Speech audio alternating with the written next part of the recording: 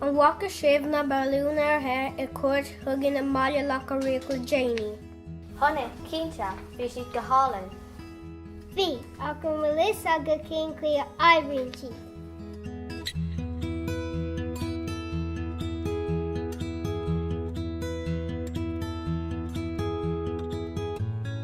Tá is má agin, dús, an tuigeann sibh molanaí? Tuigeann muid go bhfuil siad an a bheag agus go bhfuil gachfuid déanta asú. Tá trí phríomhstáid ina míon molanaí le feiceáil de gnách.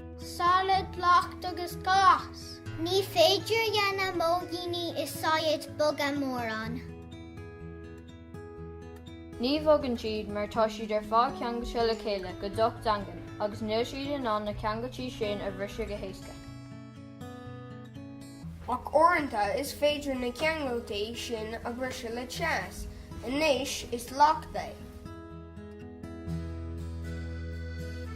Locht is féidir lo san an típal.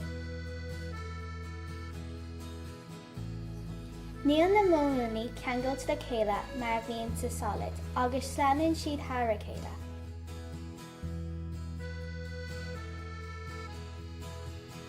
Le níos mó teasta is féidir le locht mar isce a athú in gás. Seo na molanaí ngás, tá sí saor.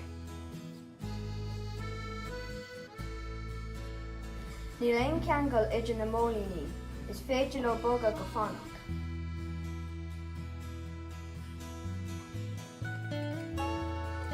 Má chuireann muid níos mó teas leis an gás, bogann siad níos mó.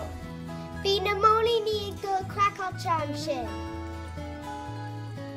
Nuair a éireann siad te, bhí níos mó féinimh ag na molanaí. Brún siad molanaí eile nach bhfuil te amach as an mbealach. Sin mar a hálaíonn na Balúin Aer. Aíonn na molanaí sa Balúin Aer. Brúann siad amach agus tógann siad sús níos mó spás. Ach an sin tá spás mór le méid beag molanaí gás I comparáid leis an spás tíopa mór den balún ina bhfuil níos mó molanaí fuaire.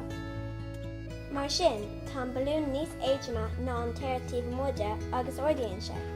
Agus anis, tuigeann muid an chuí a oibríonn Balúin Aer.